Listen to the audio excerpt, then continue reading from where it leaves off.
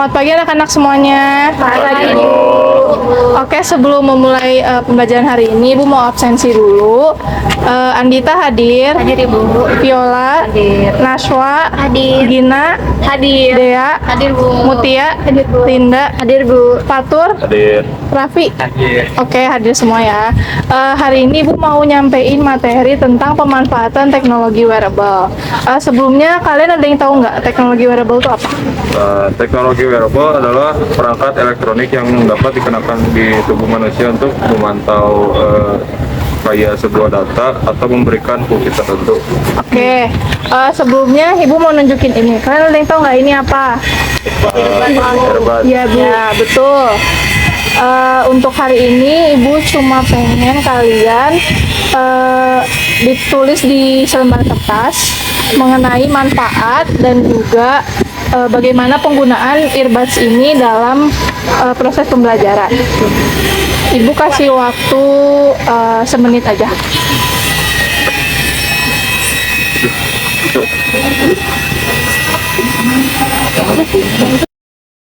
Oke, udah ya.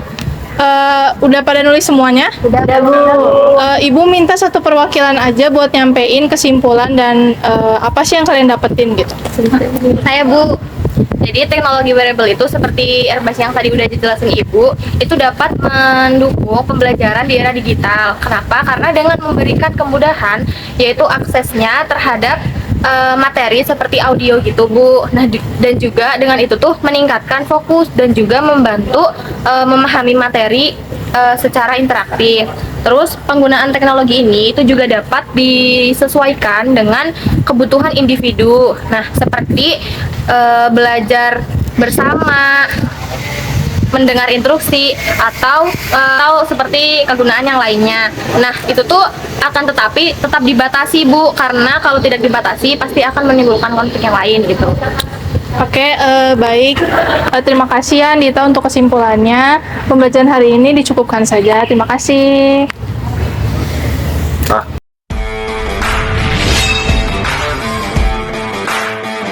Assalamualaikum warahmatullahi wabarakatuh. Selamat pagi anak-anak. Selamat pagi, Bu. Nah, hari ini kita akan belajar tentang materi ketimpangan akses teknologi dan penggunaannya pada platform online untuk belajar.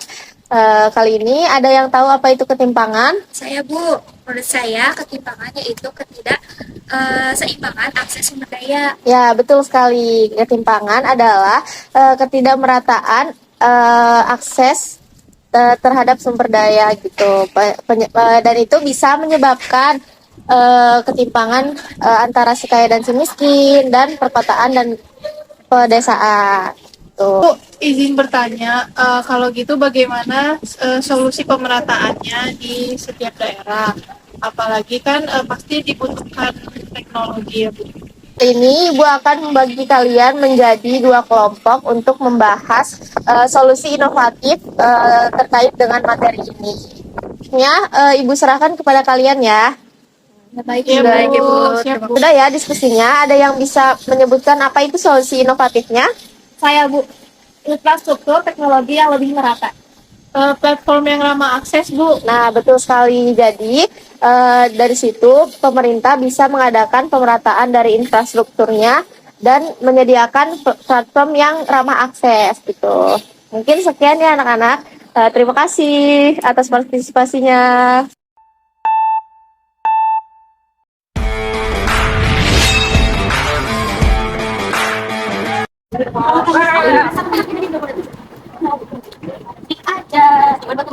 Nah, jadi kan saya udah bagian kelompok nih berdasarkan gaya belajar kalian masing-masing. Nah, sekarang 1 menit itu kalian nulis tentang pengalaman kalian atau alasan kalian kenapa sih milih gaya belajar itu.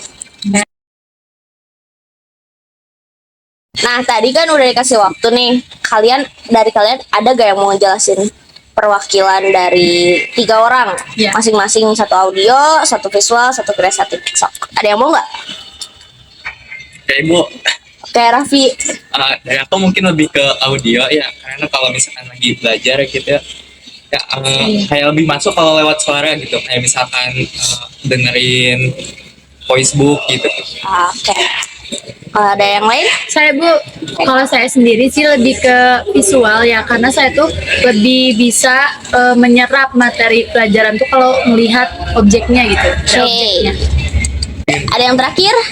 Pengalaman saya pribadi saya kayaknya kinestetik ya Bu, karena saya tuh dapat mengerti materi kalau misalkan saya itu langsung mempraktekannya. Ah ya, betul banget. Jadi kan kalian semua tuh punya gaya masing-masing ya dalam belajar. Nah, pembelajaran berdiferensiasi itu menggabungkan semuanya. Jadi para siswa itu bisa memilih gaya belajar mereka masing-masing. Jadi mereka tuh dampak positifnya tuh bakal mencapai prestasi dan bakal lebih fokus belajarnya. Udah sekian saja dari saya. Terima kasih.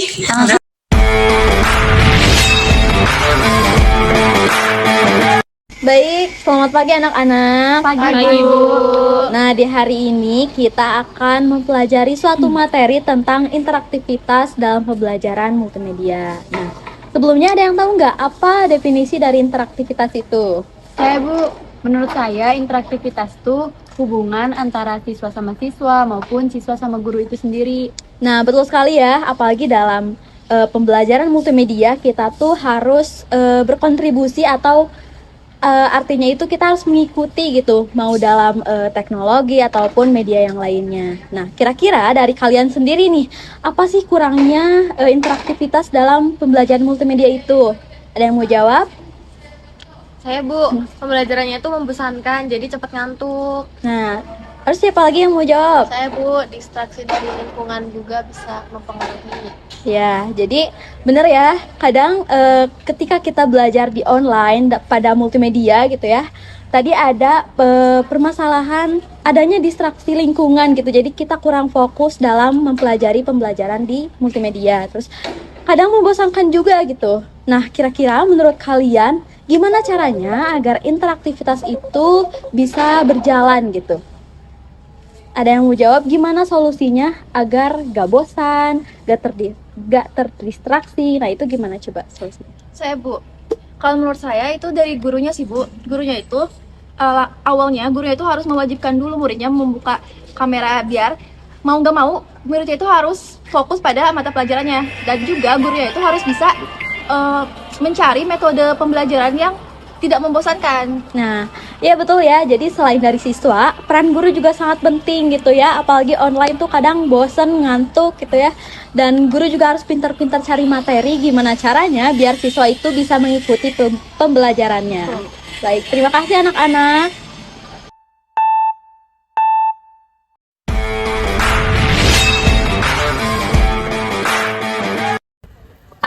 Assalamualaikum warahmatullahi wabarakatuh. Selamat pagi anak-anak. Pagi, Bu. Oke, di sini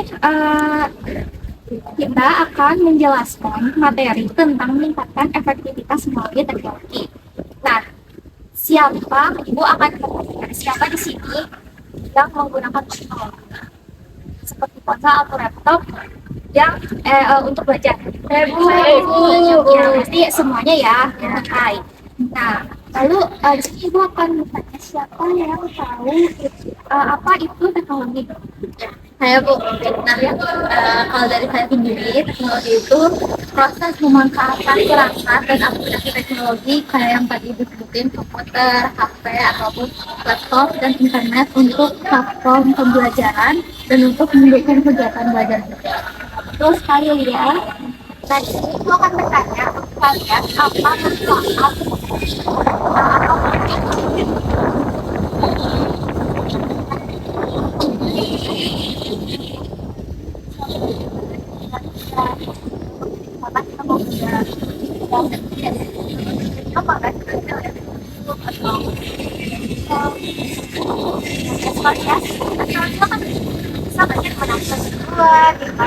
kalau kita mau mudik nih gitu kan, kalau kan kita belajar kayak gimana kita sebenarnya aku tuh mau belajar gitu kan juga.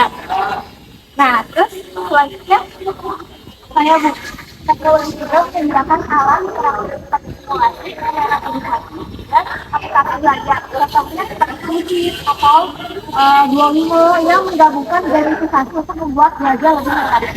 Terus sekali, jadi kedua aplikasi itu tidak akan membuat kalian bosan ya, karena dalam itu ada permainan juga. Nah, jadi kalian paham kan apa yang dijelaskan? Paham dulu. Nah, selanjutnya ibu akan memberikan tugas buat kalian ya. Jadi boleh dicatat ya. Nanti sebutkan satu aplikasi yang kalian gunakan untuk belajar dan jelaskan. Lalu nanti kalian tulis di kertas satu lembar dikumpulkan besok ya. Baik. Nah, terima kasih semuanya. Assalamualaikum warahmatullahi wabarakatuh.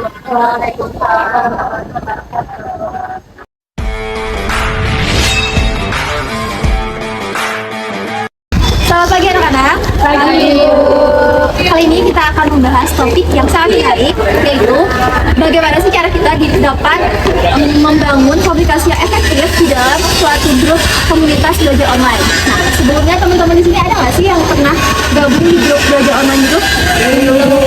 Belum ya? Oke, jadi mungkin setelah pembelajaran kita hari ini kalian bisa coba ya cari dan gabung di salah satu grup belajar online. Karena seru loh. Nah, sebelum masuk ke materi, saya di sini punya dua skenario. Yang pertama, ada sebuah grup WhatsApp. Nah, grup WhatsApp itu ramai banget, banyak anggotanya. Tapi interaksi antar anggotanya itu sangat minim. Jadi kurang terjalin diskusi. Sehingga materi yang disampaikan pun jarang dapat dicerna dengan baik kan. Nah, menurut kalian hal itu tuh kenapa bisa terjadi? Kalau menurut saya sih Bu, mungkin karena terlalu banyak anggota, jadi susah untuk berinteraksinya. Jadi menurut kamu, semakin banyaknya anggota itu komunikasinya jadi kurang terarah ya? Ya, betul. Oke. Nah, ini kita lanjut ke skenario kedua ya. Sama ada grup WhatsApp juga, tapi anggotanya itu lebih sedikit. Nah, mereka itu aktif berdiskusi, saling membantu, saling mengirim materi. Nah, menurut kalian perbedaannya tuh ada di mana sih? Apa yang membedakannya?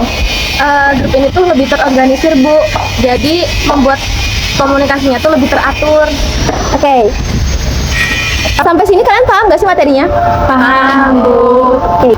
Sekarang saya ingin kalian satu orang satu sebutin poin-poin yang menjadi faktor keberhasilan suatu komunitas belajar online. Coba dimulai dari Linda. Kalau menurut saya itu komunikasinya jadi terarah Bu. Oke. Fatur? Menurut saya ini jadi lebih Oke, Linda. Elia? Menurut saya adanya diskusi itu siswanya jadi aktif gitu. Oke, lanjut. Kalau menurut saya kayak jadi jadi lebih aktif gitu. Baik, sampai sini kalian paham ya? Paham Bu. Oke. Terima kasih atas partisipasi kalian. Assalamualaikum warahmatullahi wabarakatuh. Waalaikumsalam.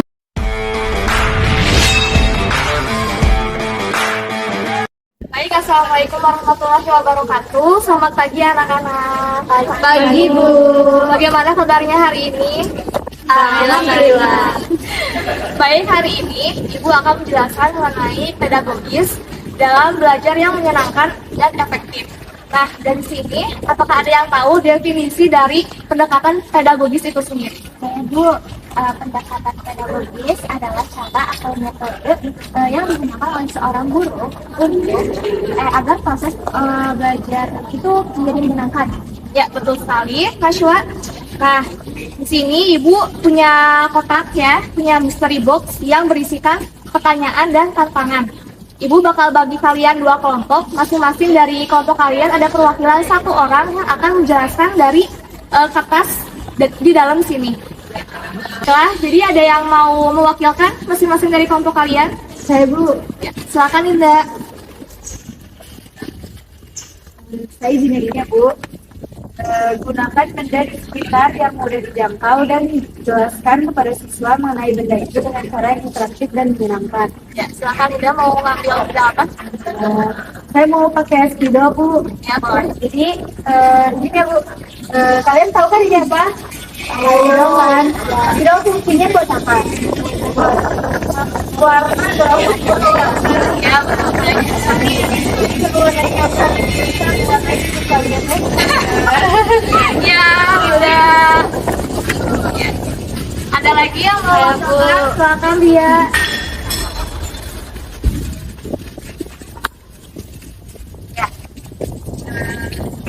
Jadi pertanyaannya, kalian harus mengajar kelas kita apa yang akan kalian gunakan. Nah, kalau menurut saya sendiri, karena waktunya terbatas, nah biasanya kan kita siswa itu kebanyakan hal belajar visual, berdasarkan pedagogisnya kita pakai pembelajaran di nonton, kita materinya itu visual gitu, jadi itu mudah dipahami buat sama. Ya, betul sekali ya. Nah, sekian pembelajaran hari ini. Penjelasan dari Ibu. Wassalamualaikum warahmatullahi wabarakatuh.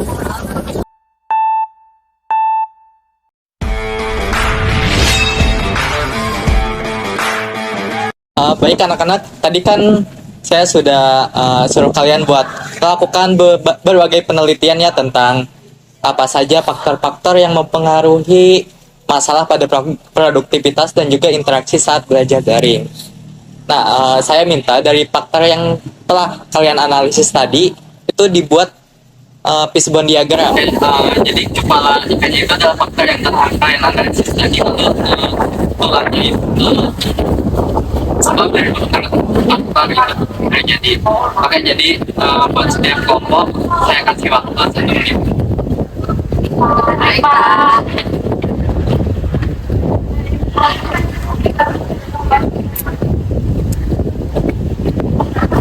Selesai semuanya bikinnya. Sudah, Pak. Oke, salah satu kelompok bisa tolong presentasiin nggak itu ya? Saya, Pak. Jadi di sini saya ambil judulnya itu tentang faktor minimnya interaksi sosial. Lalu di sini sebabnya itu ada 4. Yang pertama kurangnya partisipasi aktif, lalu ada keterbatasan fisik, lalu fokus pada konten akademik, dan yang terakhir ada kendala internet. Sekian, Pak. Oke, lumayan bagus juga ya walaupun cuma 1 menit ya kalian bisa mendesain dengan begitu rapi dan juga bagus gitu. Jadi dari hasil yang telah kalian analisis tadi ya, dan kan untuk ini diperbagus lagi di infografis digital gitu ya, dibikin di Canva. Lalu untuk solusinya itu dibikin poster. Nanti kalian upload di media sosial masing-masing dan juga jangan lupa klik bawah ya. Oke, mungkin itu untuk pembelajaran kali ini. Jangan lupa tugasnya dikumpulin di Google Drive dan juga upload di media sosial kalian.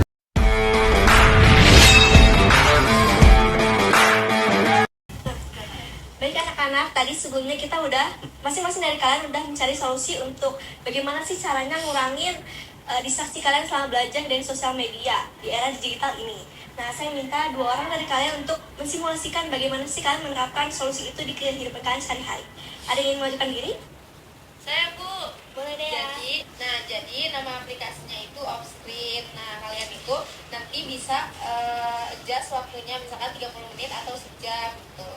Nah, di setiap menitnya atau di setiap jamnya itu kita bisa istirahat misalkan 5 menit gitu. Terus kalau misalkan emang waktunya nggak tercapai, itu kalian bisa gagal buat belajarnya. Terima kasih deh ya. Oke, ada yang ingin mengajukan diri lagi? Boleh, Patut. Jadi di sini saya menggunakan aplikasi yang bernama Plan. Jadi di dalam itu kita ada timernya juga, kurang lebih sama kayak tadi, cuman di sini tuh kita bisa lihat dari sini tuh dari hasil belajar kita dari timer tadi. Jadi kita tuh bakal dapat air. Nah, air itu bisa buat numbuhin tanaman-tanaman ini yang lucu-lucu ini. Nah, jadi istilahnya kita bakal dapat achievement dari hasil belajar kita. Nah, terus di sini juga nah, kita coba ya, ini 30 menit kita start. Nah, di sini juga ada backsoundnya ya. Nah, di sini juga ada fitur pause. Jadi kalau misalnya pause itu kita cuma bisa 3 kali. Misalnya mau kayak dulu atau apa gitu kan. Ya, di sini juga bisa di pause dulu gitu. Itu juga ada backsoundnya. Nah ini biasanya kayak ketukan jam aja. Oke, opsional ya. Ya. Baik, dari dua teman kalian tadi udah memaparkan solusi mereka nih. Gimana sih cara mereka kayak mengurangi distraksi sama belajar? Karena kalau melihat notifikasi biasanya suka distraksi ya buat buka sosial media dulu lah, kayak gimana gitu lah. Terima kasih buat teman-teman kalian buat mensimulasikan solusi tadi. Terima kasih buat partisipasi kalian.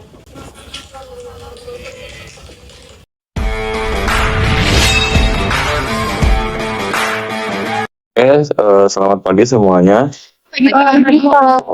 Kali ini saya akan membahas tentang permasalahan dalam sistem MOCS atau Massive Online Open System. Nah, dari kalian sendiri ada yang udah tahu belum apa itu MOCS?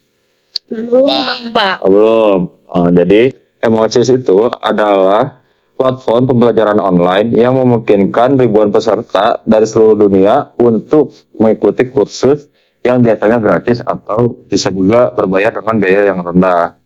Nah, sekarang Bapak pengen buat kalian membuat design thinking. Menurut kalian apa yang bisa dibuat desain dengan yang dalamnya MOCS? Boleh angkat tangan siapa? Mind map aja, Pak. Mind map? Oke, boleh. Sekarang kita bagi dua kelompok. Kalian udah bawa alat-alatnya? Sudah. Oke, bagus. Sekarang dibagi dua kelompok, buat sebuah mind map, kasarnya aja.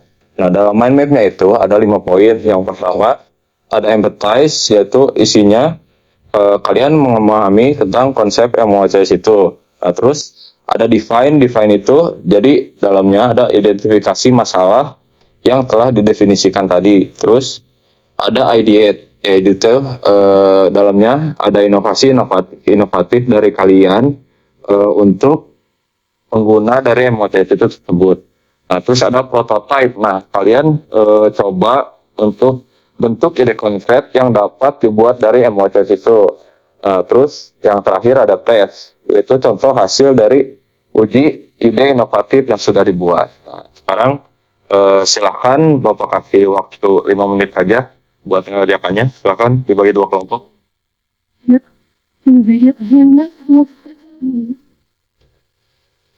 Kalau misalnya ada yang mau ditanyakan, tanyakan aja ya. Ya, Pak. Ya, Pak. Wah. Warna hijau aja kan dia warna aja gitu. Iya, benar-benar. Iya. Merah juga cocok. Masuk, Pak. Oke, nanti hasil dari mind map kalian kirim short file-nya ke Bapak. Nah, untuk pelajaran mata pelajaran hari ini kita cukupkan saja. Wabillahi taufiq wal hidayah. Wassalamualaikum warahmatullahi wabarakatuh.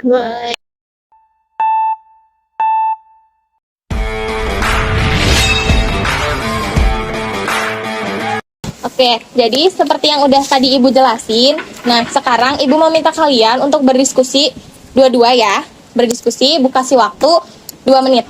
1 menit aja deh, 1 menit. Jadi berdiskusi mengenai peranan guru ya. Siap, Bu. Ini nunggu waktunya 1 menit ya? Udah. Sekarang, kamu gak dapat kelompoknya? Udah dapat. Oh, oke, udah 1 menit ya. Baik, sekarang Ibu mau tanya nih, apa yang kalian dapat dari yang udah Ibu jelasin mengenai peranan guru dalam teknologi sebagai fasilitator? Siapa yang mau jawab? Ayo. Saya, Bu. Boleh. Yola dulu. Oh, Linda dulu. Kalau menurut saya, guru sebagai fasilitator itu dengan menggunakan teknologi kayak misalnya Google Classroom, Canva, sama platform-platform yang lain. Benar. Oke. Ada yang lain? Baik, Jadi Yola. dari penjelasan tadi, guru juga sebagai fasilitator untuk pengawas, mengajarkan gimana caranya pakai teknologi yang baik dan benar dan tidak disalahgunakan. Benar. Oke, ada lagi? Satu lagi?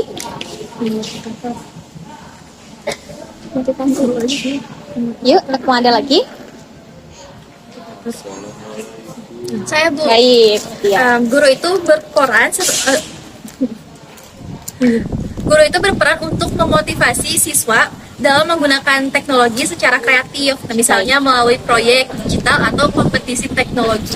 Baik, terima kasih ya. Jadi guru itu berperan sebagai fasilitator di dalam sebuah pembelajaran, itu untuk meningkatkan motivasi belajar dari peserta didiknya.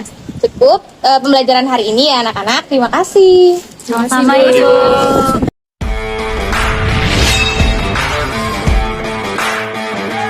Nah, anak-anak, tadi kan Ibu udah ngejelasin tentang apa? Project Collaboration Tools. Nah, kira-kira apa sih yang menjadi plus, minus, sama interesting dari materi tadi? Kira-kira ada yang mau nyebutin nggak? Plusnya apa, minusnya apa, sama interestingnya itu apa? Saya Bu, Oh, boleh. kalau menurut saya, kelebihan dari Canva itu mudah digunakan. Terus juga kolaborasinya itu secara real time. Nah, kalau kelebihan dari Google Google Docs, itu mudah diakses dan gratis. Oh iya, bagus. Terus yang minusnya? Bu, menurut saya minus dari Canva itu pertama fitur gratisnya terbatas. Terus juga yang kedua bergantung pada internet juga. Terus buat ya Google Dokumen, kalau minusnya itu formatnya juga terbatas, terus juga ketergantungan pada internet. Oh iya. Kalau interestingnya? Kalau interesting dari Canva sendiri itu dapat digunakan di semua bidang dan juga terintegrasi dengan medsos. Kalau interesting dari Google Docs sendiri itu terintegrasi dengan Google dan juga ada fitur-fitur AI-nya. Oh iya, makasih ya. Itu semua benar dan udah tepat sekali ya anak-anak. Terima kasih.